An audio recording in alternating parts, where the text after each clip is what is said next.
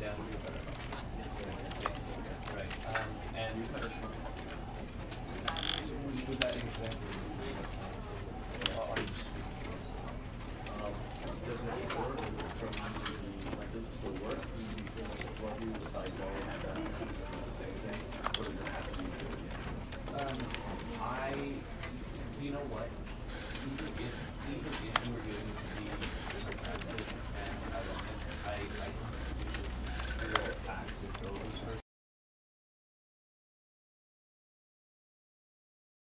This is the story of a man named Stanley. Stanley worked for a company in a big building where he was employee number 427. Employee number 427's job was simple. He sat at his desk in room 427 and he pushed buttons on a keyboard. Orders came to him through a monitor on his desk, telling him what buttons to push, how long to push them, and in what order. This is what employee 427 did every day of every month of every year. And although others might have considered it soul-rending, Stanley relished every moment that the orders came in, as though he had been made exactly for this job. And Stanley was happy. And then one day, something very peculiar happened. Something that would forever change Stanley. Something he would never quite forget.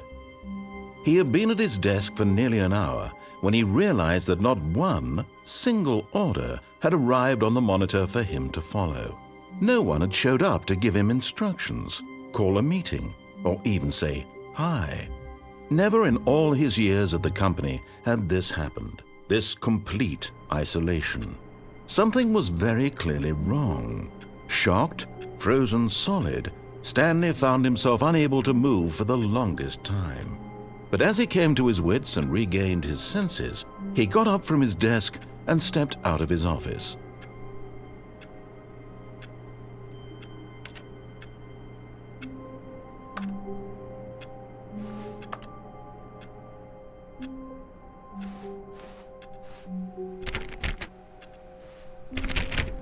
All of his co-workers were gone.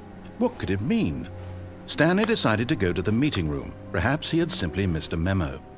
No matter how hard Stanley looked, he couldn't find a trace of his co-workers.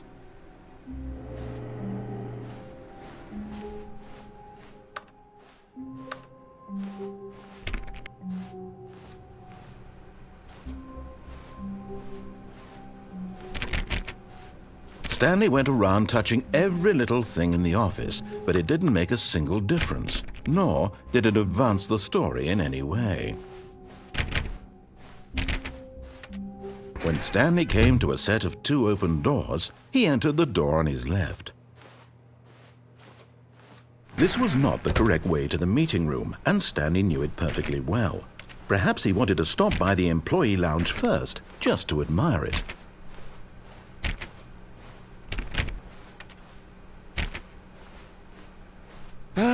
Yes, truly a room worth admiring. It had really been worth the detour after all, just to spend a few moments here in this immaculate, beautifully constructed room. Stanley simply stood, but eager to get back to business, Stanley took the first open door on his left.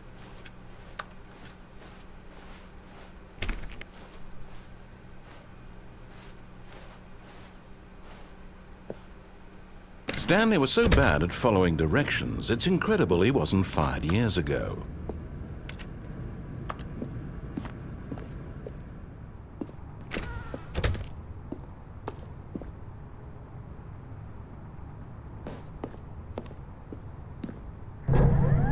Look, Stanley, I think perhaps we've gotten off on the wrong foot here. I'm not your enemy, really, I'm not. I realize that investing your trust in someone else can be difficult, but the fact is that the story has been about nothing but you all this time. There's someone you've been neglecting, Stanley. Someone you've forgotten about. Please, stop trying to make every decision by yourself. Now, I'm not asking for me, I'm asking for her. This is it, Stanley. Your chance to redeem yourself, to put your work aside, to let her back into your life. She's been waiting. That's her, Stanley.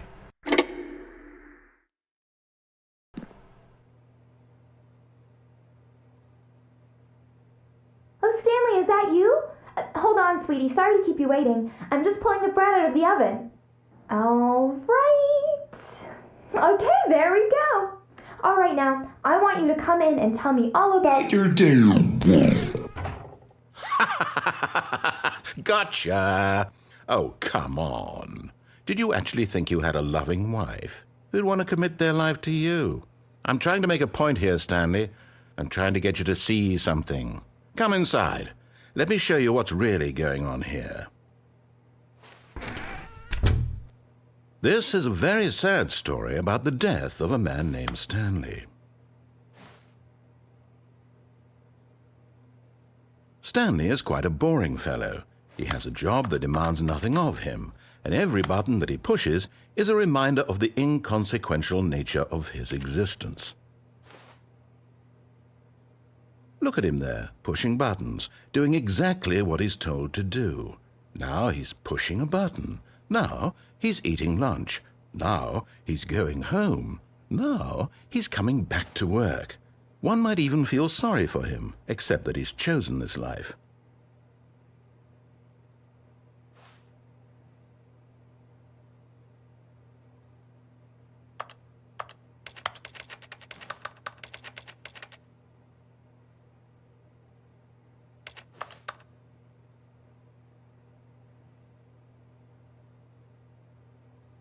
But in his mind, he can go on fantastic adventures. From behind his desk, Stanley dreamed of wild expeditions into the unknown, fantastic discoveries of new lands.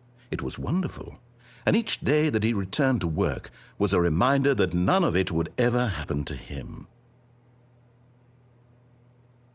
And so he began to fantasize about his own job. First, he imagined that one day while at work, he stepped up from his desk to realize that all of his co-workers, his boss, everyone in the building had suddenly vanished off the face of the earth. The thought excited him terribly. So he went further. He imagined that he came to 2 open doors and that he could go through either. At last, choice. It barely even mattered what lay behind each door. The mere thought that his decisions would mean something was almost too wonderful to behold. As he wandered through this fantasy world, he began to fill it with many possible paths and destinations. Down one path lay an enormous round room with monitors and mind controls. And down another was a yellow line that weaved in many directions, and down another was a game with a baby. And he called it the Stanley Parable. It was such a wonderful fantasy, and so in his head he relived it again, and then again, and again, over and over, wishing beyond hope that it would never end, that he might always feel this free. Surely there's an answer down some new path, mustn't there be? Perhaps if he played just one more time. But there is no answer. How could there possibly be? In reality, all he's doing is pushing the same buttons he always has. Nothing has changed. The longer he spends here, the more invested he gets, the more he forgets which life is the real one. And I'm trying to tell him this. That in this world he can never be anything but an observer, that as long as he remains here, he's slowly killing himself. But he won't listen to me. He won't stop. Here, watch this. Stanley, the next time the screen asks you to push a button, do not do it.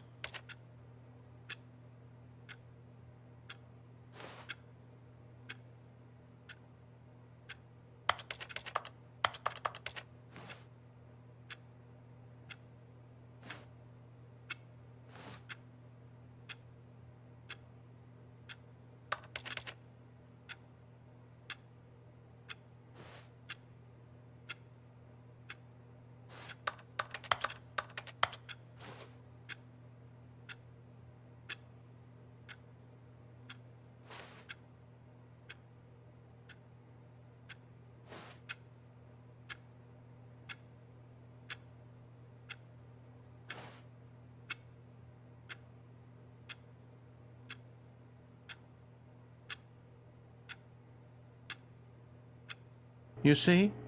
Can he just not hear me? How can I tell him in a way that he'll understand that every second he remains here, he's electing to kill himself? How can I get him to see what I see? How can I make him look at himself? I suppose I can't, not in the way I want him to. But I don't make the rules. I simply play to my intended purpose, the same as Stanley. We're not so different, I suppose. I'll try once more to convey all this to him. I'm compelled to. I must. Perhaps, well, maybe this time he'll see. Maybe this time. And I tried again, and Stanley pushed a button.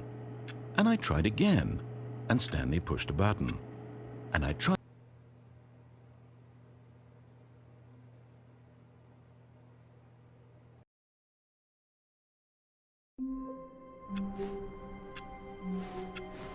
All of his co-workers were gone. What could it mean? Stanley decided to go to the meeting room. Perhaps he had simply missed a memo.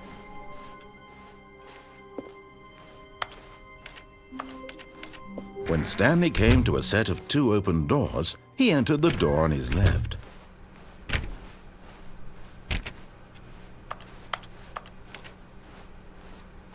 Yet there was not a single person here either. Feeling a wave of disbelief, Stanley decided to go up to his boss's office, hoping he might find an answer there.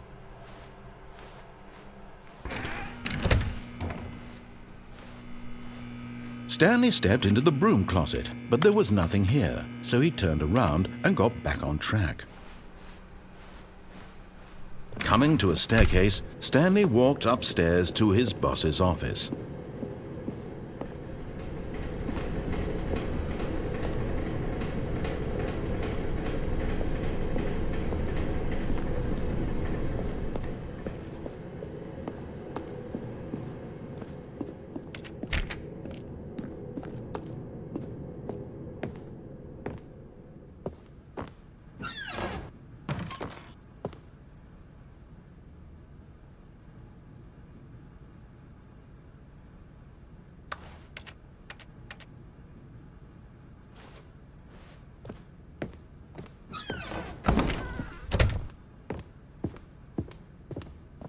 Stepping into his manager's office, Stanley was once again stunned to discover not an indication of any human life. Shocked, unraveled, Stanley wondered in disbelief who orchestrated this. What dark secret was being held from him?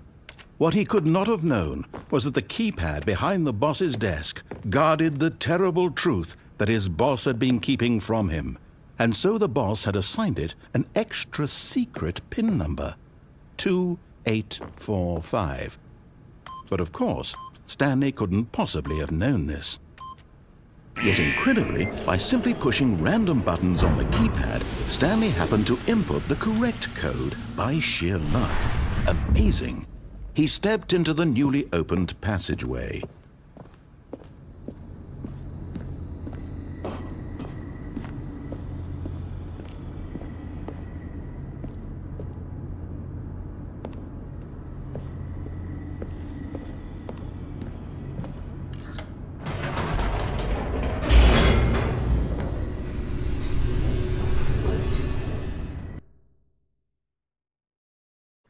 Descending deeper into the building, Stanley realized he felt a bit peculiar.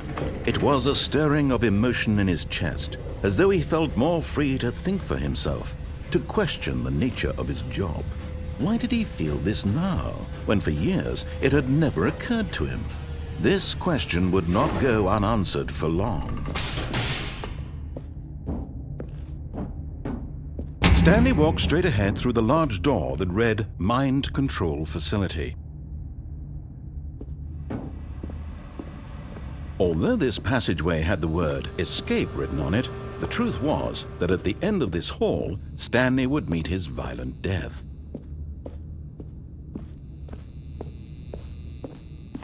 The door behind him was not shut. Stanley still had every opportunity to turn around and get back on track. At this point, Stanley was making a conscious, concerted effort to walk forward and willingly confront his death.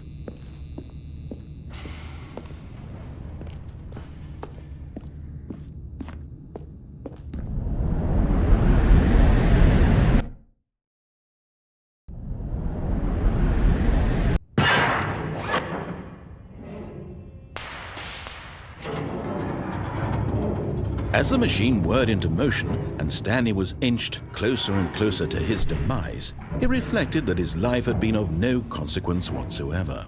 Stanley can't see the bigger picture.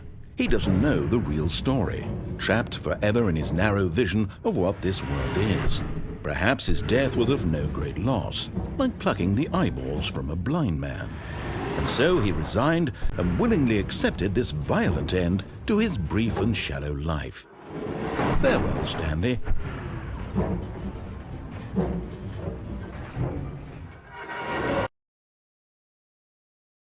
"Farewell, Stanley," cried the narrator, as Stanley was led helplessly into the enormous metal jaws.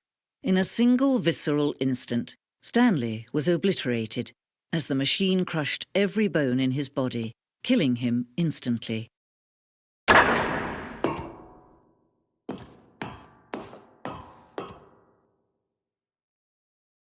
And yet it would be just a few minutes before Stanley would restart the game, back in his office, as alive as ever. What exactly did the narrator think he was going to accomplish? When every path you can walk has been created for you long in advance, death becomes meaningless, making life the same. Do you see now? Do you see that Stanley was already dead from the moment he hit start?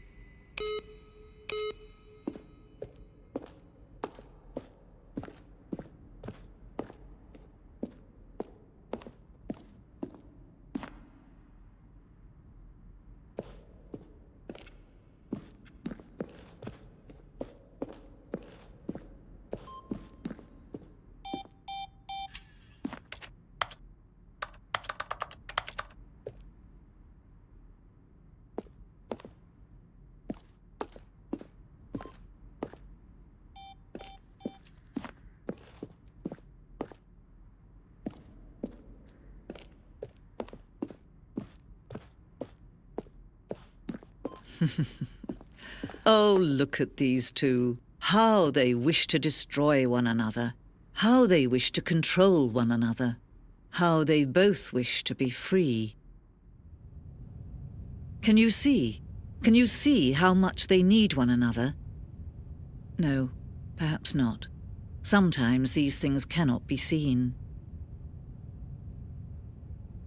But listen to me. You can still save these two. You can stop the program before they both fail. Push escape and press quit. There's no other way to beat this game. As long as you move forward, you'll be walking someone else's path. Stop now and it'll be your only true choice. Whatever you do, choose it. Don't let time choose for you. Don't let...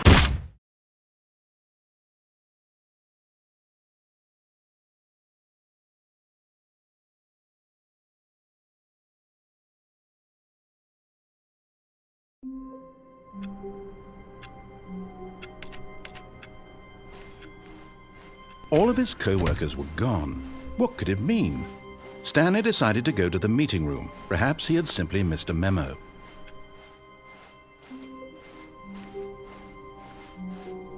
When Stanley came to a set of 2 open doors, he entered the door on his left.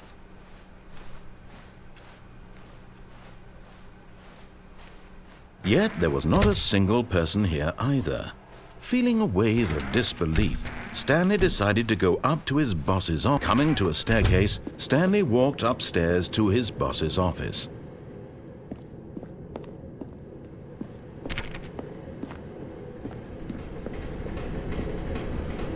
But Stanley just couldn't do it.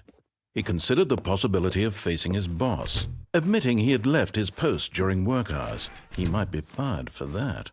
And in such a competitive economy, why had he taken that risk? All because he believed everyone had vanished? His boss would think he was crazy. And then something occurred to Stanley. Maybe, he thought to himself, maybe I am crazy. All of my co-workers blinking mysteriously out of existence in a single moment for no reason at all? None of it made any logical sense. And as Stanley pondered this, he began to make other strange observations. For example, why couldn't he see his feet when he looked down? Why did doors close automatically behind him wherever he went? And for that matter, these rooms were starting to look pretty familiar. Were they simply repeating? No, Stanley said to himself, this is all too strange. This can't be real. And at last, he came to the conclusion that had been on the tip of his tongue. He just hadn't found the words for it. "I'm dreaming!" he yelled. "This is all a dream." Oh, what a relief Stanley felt to have finally found an answer, an explanation. His co-workers weren't actually gone. He wasn't going to lose his job. He wasn't crazy after all. And he thought to himself, I suppose I'll wake up soon. I'll have to go back to my boring real-life job pushing buttons. I may as well enjoy this while I'm still lucid. So he imagined himself flying and began to gently float above the ground. Then he imagined himself soaring through space on a magical starfield, and it too appeared. It was so much fun, and Stanley marveled that he had still not woken up. How was he remaining so lucid? And then perhaps the strangest question of them all entered Stanley's head. One he was amazed he hadn't asked himself sooner. Why is there a voice in my head dictating everything that I'm doing and thinking? Now the voice was describing itself being considered by Stanley, who found it particularly strange. I'm dreaming about a voice describing me, thinking about how it's describing my thoughts, he thought. And while he thought it all very odd and wondered if this voice spoke to all people in their dreams, the truth was that, of course, this was not a dream. How could it be? Was Stanley simply deceiving himself, believing that if he's asleep, he doesn't have to take responsibility for himself? Stanley is as awake right now as he's ever been in his life. Now, hearing the voice speak these words was quite a shock to Stanley. After all, he knew for certain, beyond a doubt, that this was in fact a dream. Did the voice not see him float and make the magical stars just a moment ago? How else would the voice explain all that? This voice was a part of himself too. Surely, if he could just... He would prove it. He would prove that he was in control, that this was a dream. So he closed his eyes gently, and he invited himself to wake up. He felt the cool weight of the blanket on his skin, the press of the mattress on his back, the fresh air of a world outside this one. Let me wake up, he thought to himself. I'm through with this dream. I wish it to be over. Let me go back to my job. Let me continue pushing the buttons. Please, it's all I want. I want my apartment and my wife and my job. All I want is my life exactly the way it's always been. My life is normal. I am normal. Everything will be fine. I am okay.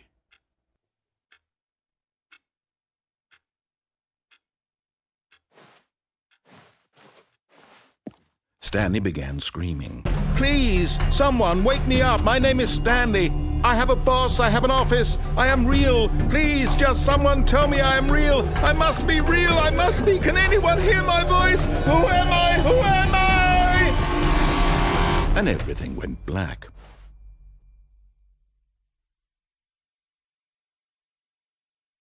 This is the story of a woman named Mariella. Mariella woke up on a day like any other. She arose, got dressed, gathered her belongings, and walked to her place of work. But on this particular day, her walk was interrupted by the body of a man who had stumbled through town talking and screaming to himself, and then collapsed dead on the sidewalk. And although she would soon turn to go call for an ambulance, for just a few brief moments she considered the strange man. He was obviously crazy. This much she knew. Everyone knows what crazy people look like. And in that moment, she thought to herself how lucky she was to be normal. I am sane. I am in control of my mind. I know what is real and what isn't. It was comforting to think this, and in a certain way, seeing this man made her feel better.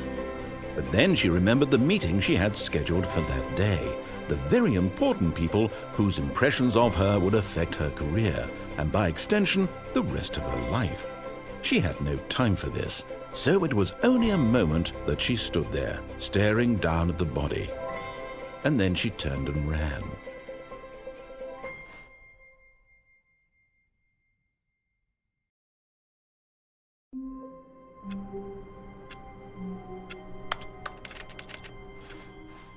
All of his co-workers were gone. What could it mean? Stanley decided to go to the meeting room. Perhaps he had simply missed a memo.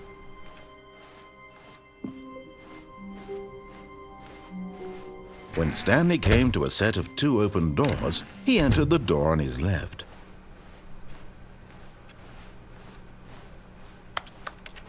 Yet there was not a single person here either. Feeling a wave of disbelief, Stanley decided to go up to his boss's. Coming to a staircase, Stanley walked upstairs to his boss's office.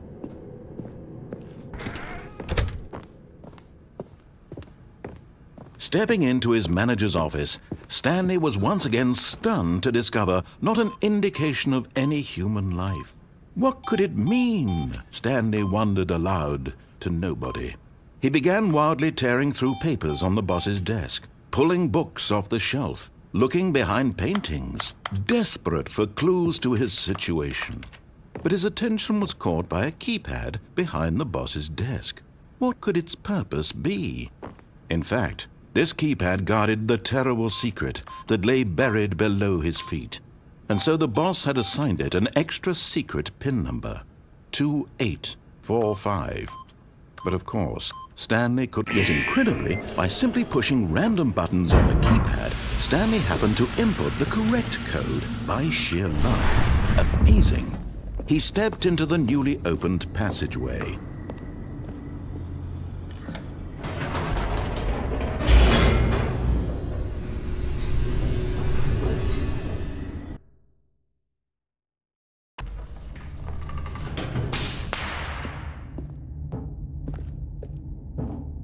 Stanley walked straight ahead through the large door that read Mind Control Facility.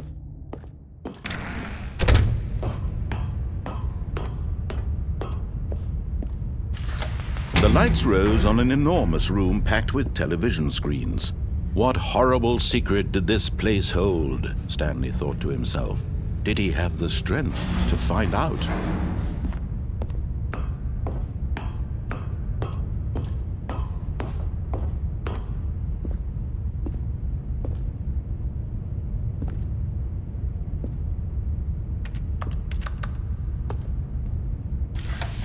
Now the monitors jumped to life, their true nature revealed. Each bore the number of an employee in the building, Stanley's co-workers. The lives of so many individuals reduced to images on a screen, and Stanley, one of them, eternally monitored in this place where freedom meant nothing. This mind control facility, it was too horrible to believe. It couldn't be true. Had Stanley really been under someone's control all this time? Was this the only reason he was happy with his boring job? That his emotions had been manipulated to accept it blindly? No, he refused to believe it. He couldn't accept it. His own life in someone else's control? Never! It was unthinkable, wasn't it? Was it even possible? Had he truly spent his entire life utterly blind to the world?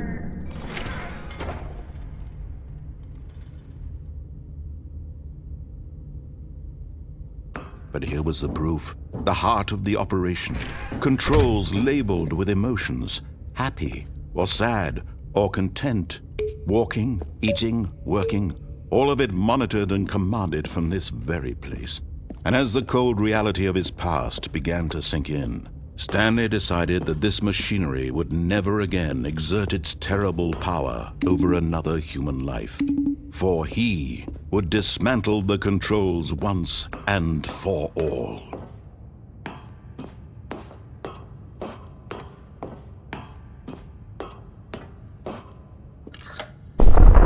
Stanley, you didn't just activate the controls, did you? After they kept you enslaved all these years, you go and you try to take control of the machine for yourself. Is that what you wanted? Control? Oh, Stanley, I applaud your effort, I really do. But you need to understand, there's only so much that machine can do. You were supposed to let it go, turn the controls off, and leave. If you want to throw my story off track, you're going to have to do much better than that. I'm afraid you don't have nearly the power you think you do. For example, and I believe you'll find this pertinent, Stanley suddenly realized he had just initiated the network's emergency detonation system. In the event that this machine is activated without proper DNA identification, nuclear detonators are said to explode, eliminating the entire complex. How long until detonation then? Let's say, 2 minutes. Now this is making things a little more fun, isn't it, Stanley? It's your time to shine. You are the star. It's your story now. Shape it to your heart's desires. Oh, this is much better than what I had in mind. What a shame we have so little time left to enjoy it. Mere moments until the bomb goes off. But what precious moments each one of them is. More time to talk about you, about me, where we're going, what all this means. I barely know where to start. What's that? You'd like to know where your co-workers are? A moment of solace before you're obliterated? All right, I'm in a good mood. You're gonna die anyway. I'll tell you exactly what happened to them. I erased them. I turned off the machine. I set you free. Of course, that was merely in this instance of the story. Sometimes when I tell it, I simply let you sit there in your office forever, pushing buttons endlessly and then dying alone. Other times, I let the office sink into the ground, swallowing everyone inside, or I let it burn to a crisp. I have to say this, though, this version of events has been rather amusing. Watching you try to make sense of everything and take back the control wrested away from you, it's quite rich. I almost hate to see it go. But I'm sure whatever I come up with on the next go-around will be even better. My goodness, only 34 seconds left. But I'm enjoying this so much. You know what? To hell with it. I'm going to put some extra time on the clock. Why not? These are precious additional seconds, Stanley. Time doesn't grow on trees. Oh dear me, what's the matter, Stanley? Is it that you have no idea where you're going or what you're supposed to be doing right now? Or did you just assume when you saw that timer that something in this room was capable of turning it off? I mean, look at you. Running from button to button, screen to screen, clicking on every little thing in this room. These numbered buttons, no, these colored ones. Or maybe this big red button, or this door. Everything, anything, something here will save me. Why would you think that, Stanley? That this video game can be beaten? Won? Solved? Do you have any idea what your purpose in this place is? Stanley, you're in for quite a disappointment. But here's a spoiler for you. That timer isn't a catalyst to keep the action moving along. It's just seconds ticking away to your death. You're only still playing instead of watching a cutscene because I want to watch you for every moment that you're powerless, to see you made humble. This is not a challenge, it's a tragedy. You wanted to control this world, that's fine. But I'm going to destroy it first, so you can't. Take a look at the clock, Stanley. That's 30 seconds you have left to struggle. 30 seconds until a big boom and then nothing. No ending here, just you being blown to pieces. Will you cling desperately to your frail life, or will you let it go peacefully? Another choice. Make it count, or don't. It's all the same to me, all a part of the joke. And believe me, I will be laughing at every second of your inevitable life from the moment we fade in until the moment I say, happily ever after.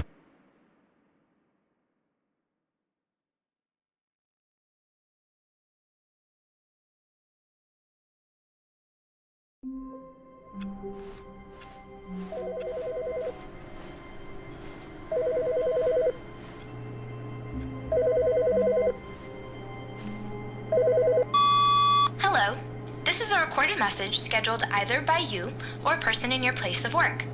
The purpose of this message is to warn you about the dangers of recorded messages. If at any time you believe you are listening to a recorded message, please terminate it immediately and cease all flow of information from the recorded message into your perceptual sphere. Thank you, and have a pleasant day.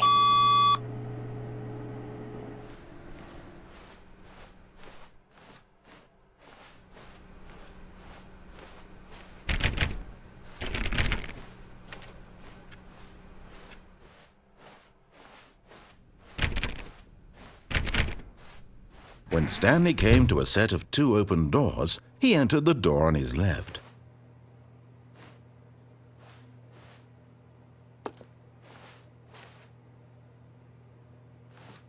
This was not the correct way to the meeting room, and Stanley knew it perfectly well.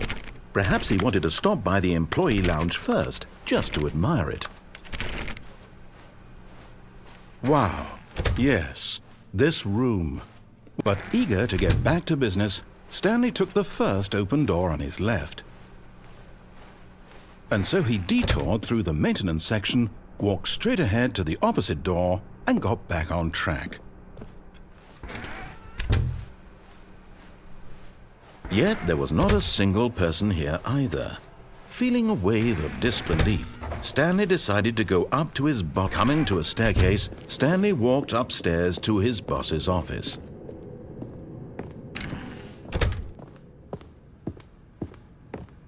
The moment he entered his manager's office, Stanley froze in his tracks. Not a living soul anywhere. Stanley was in such a rush to get through the story as quickly as possible, he didn't even have a single minute to just let the narrator talk. That kind of anxiety isn't healthy, so he relaxed for a few moments with some calming New Age music.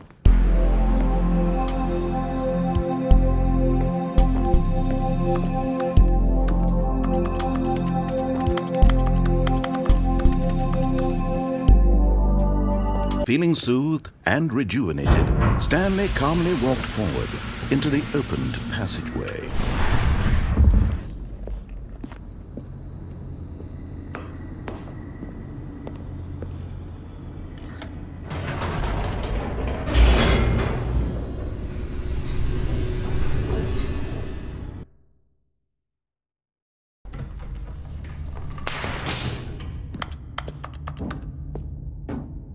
Stanley walked straight ahead through the large door that read Mind Control Facility. The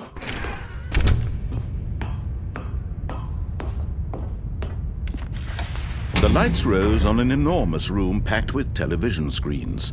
What horrible secret did this place hold? Stanley thought to himself. Did he have the strength to find out?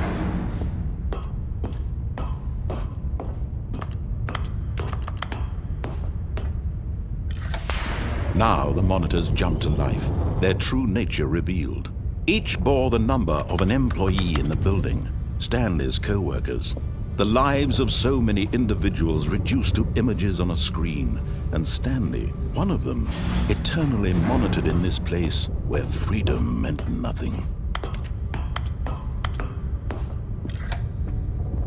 This mind control facility, it was too horrible to believe. It couldn't be true.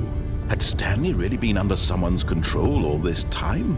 Was this the only reason he was happy with his boring job? That his emotions had been manipulated to accept it blindly? No, he refused to believe it. He couldn't accept it. His own life in someone else's control? Never! It was unthinkable, wasn't it? Was it even possible? Had he truly spent his entire life utterly blind to the world? But here was the proof, the heart of the operation. Controls labeled with emotions, happy or sad or content, walking, eating, working, all of it monitored and commanded from this very place. And as the cold reality of his past began to sink in, Stanley decided that this machinery would never again exert its terrible power.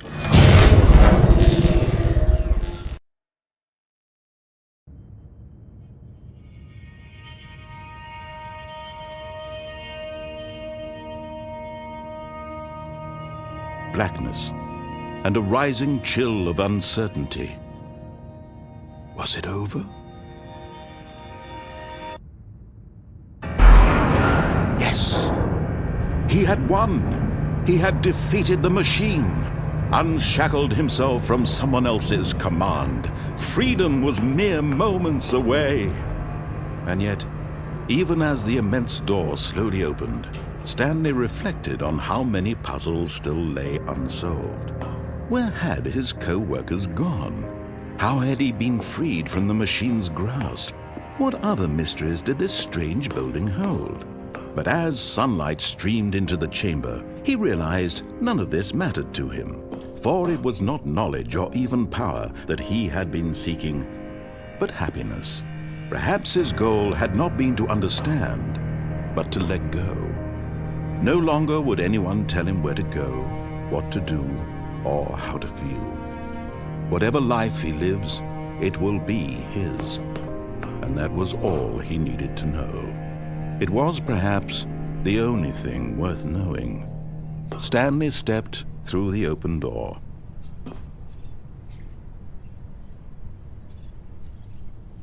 Stanley felt the cool breeze upon his skin, the feeling of liberation, the immense possibility of the new path before him.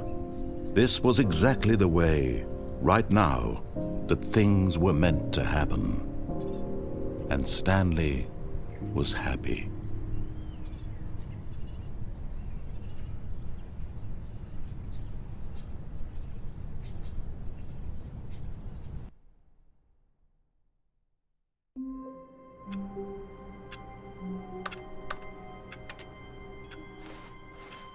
All of his co-workers were gone.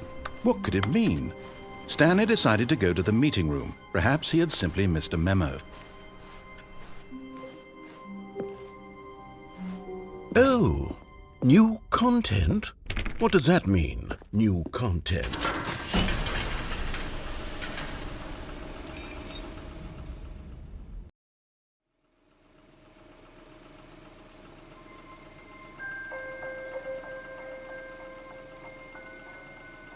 Hello, and thank you for playing the Stanley Parable Ultra Deluxe. As you may know, the Stanley Parable was a video game released in 2013 on home computers. After receiving critical and commercial success, it was expanded upon in 2022 with the Stanley Parable Ultra Deluxe, a reimagining of the game for consoles and home computers. The Stanley Parable Ultra Deluxe features exciting new content that broadens and expands the world of the Stanley Parable, delighting audiences the world over. Please, step inside and see what thrilling new adventures await in the Stanley Parable Ultra Deluxe. Oh, well, this sounds delightful. I'm very excited to see the thrilling new Ultra Deluxe content. Okay, so far it's an elevator. Nothing special yet, but I'm sure it's just the beginning of a mesmerizing adventure.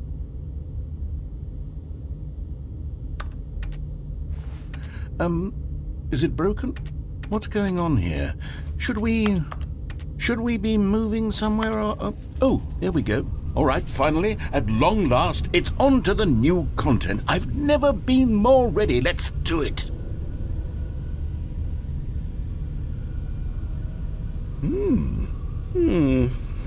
I have to say, initial impressions of Stanley Parable Ultra Deluxe, mostly tedious.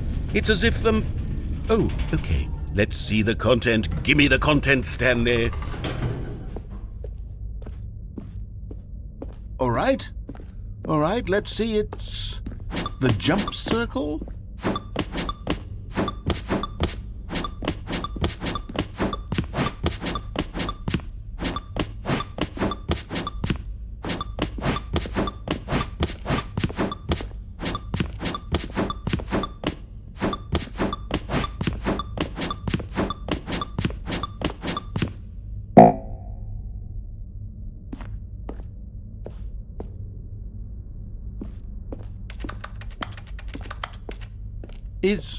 Is that it? Surely that's not all the new content. There has to be something else, right? Goodness, another elevator. Stanley, I have to say, initial impressions of this game are not positive. It's just elevators and jumping. Is this what passes for exciting new content? If this is new content, then I could just read you the whole dictionary. There's 20 hours of new content right there. Hell, I could count to 30 trillion. You could put that on the box. The Stanley Parable Ultra Deluxe, now with over 1,000 hours of new content. And oh wait, there's more. Very good. Yes. I knew there had to be something else. Let's see it. I'm ready for whatever it is. That's it? Oh, you've got to be kidding me. You see, Stanley? This is what happens when greedy video game developers with no respect for their fan base rush a cheap expansion to market for no reason other than to make an easy dollar. And don't get me started on the level of craftsmanship that's gone into it. In fact, I'm looking right now at the game's achievements, and it's hard to believe one of them actually says, "Test achievement, please ignore." What quality assurance department signed off on this? I'm infuriated and I'm offended, and I intend to find these people on Twitter and hold them personally accountable. It's my fault, Stanley. I built up too much anticipation around the new content, I'm afraid. It could never have lived up to such expectations. If you're still with me, why don't we just reset the game and we'll try to get back to what the Stanley Parable is really about. No frills, no gimmicks, just you and me having a great time together like always. What do you say, friend?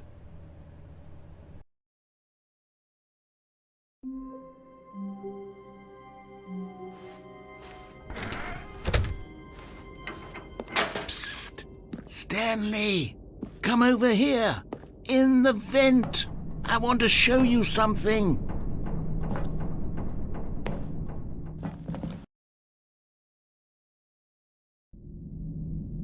Okay, you remember how cheap and unsatisfying the new Ultra Deluxe content turned out to be? Well, it got me thinking about the past and how much better the Stanley Parable used to be. So I made something special and tucked it away here where the game's developers won't find it. Just our little secret. Take a look. I call it the Memory Zone.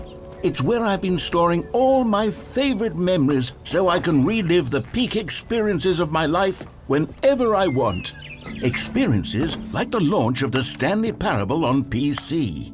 You see, Stanley, doesn't the Memory Zone remind you of how wonderful Stanley Parable was before it was sullied with a cheap re-release? Remember back in October of 2013 when the game originally launched? Back then, video games had integrity. Back then, it all meant something.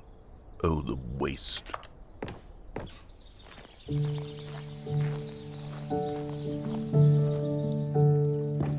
And over here is where I keep reviews of the Stanley Parable. Like this stunning triumph of games journalism, 10 out of 10 from Destructoid.com. James Stephanie Sterling writes, and I quote, "Where so many games that aspire to be more than games end up less than any form of art, Stanley Parable strives and then succeeds to be every game ever created." Did you hear that, Stanley? Every game ever created. That's how grand and all-encompassing the original Stanley Parable was. It was literally every game ever created. It was Skyrim, it was Persona 3, it was all of them, and now it's nothing. It's no games at all. It isn't even the Stanley Parable anymore. It's just a husk now. A lifeless husk with an hour of new elevator content.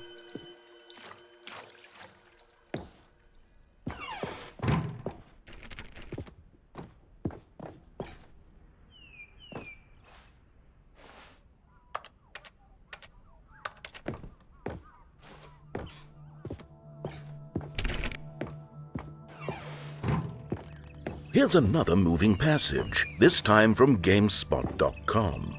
The Stanley Parable is both a richly stimulating commentary on the nature of choice in games and one that offers some of the most enjoyable, surprising, and rewarding choices I've ever been confronted with in a game. 9 out of 10. Don't you get it, Stanley? The game was perfect. It didn't need anything else. It didn't need new content. It just needed to be left alone, to spend the rest of time collecting dust in the hallowed hall of beloved video game memories.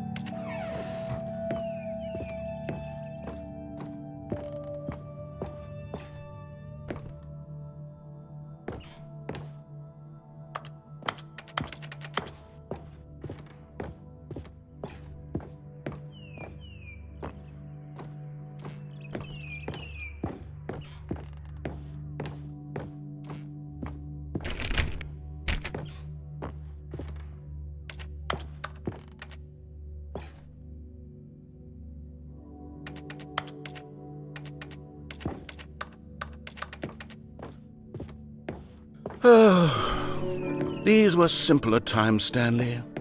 What I wouldn't give to go back, to have it all over again. Wait, hang on. I don't recall this part of the memory zone before. What's this? What's down here? Oh, no. Oh, God, no. Stanley, it's a collection of reviews from Steam, the online video game distributor. I haven't looked at these in years. I can't even imagine what's been collecting down here. Surely these reviews were glowing as well, weren't they? Honestly, I could not be bothered to play this game to full completion. The narrator is obnoxious and unfunny, with his humor and dialogue proving to be more irritating than entertaining. Unfunny! I'm not trying to be funny. I'm trying to make a serious work of art. I suppose I could write up a handful of gags to insert into the Stanley Parable, but the game is already such a densely layered web of profound philosophical insights that I can't even imagine where I'd have the room to stick them.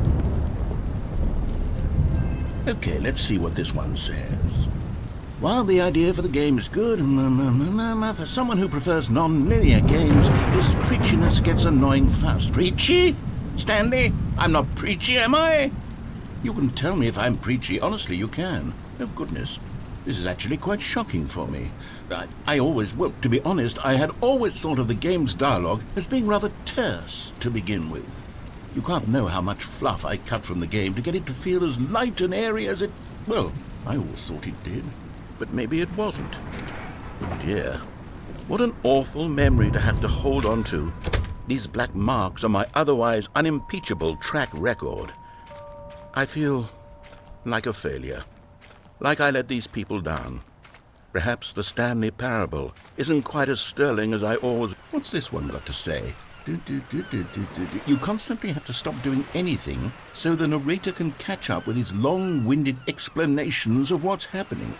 I wish there was a skip button. A skip button? Well, yes. Yes, I think we can do that. If I'm truly too preachy, then maybe letting you skip ahead for just a moment, surely it couldn't hurt. Not if it means we can strike these negative reviews from the record. Only positive reviews of the Stanley Parable. That's my motto today, and it's always been my motto. I'd do anything for the customer, Stanley. Yes, a skip button we shall have. And here it is. Go ahead and give it a shot. I'll pop you forward in time so that the second my incessant droning starts to bore you, with just the push of a button, you'll have zipped right past it. It's what the players have been asking. Oh, you're back, you see. You were only frozen in time for a few minutes, but it was plenty of time for me to deliver a long, rambling monologue full of unnecessary... Well, there's sport. You really did catch me rambling on a bit, didn't you? But that's the power of the button. The minute I start to go off on a thoughtless display of self-absorption... Okay, welcome back, Stanley. Now, I should say that the amount of time the button has been skipping through is becoming longer and longer. That last one was, well, I want to say maybe 30, 45 minutes? Stanley, please don't push the button again. It's been 12 hours.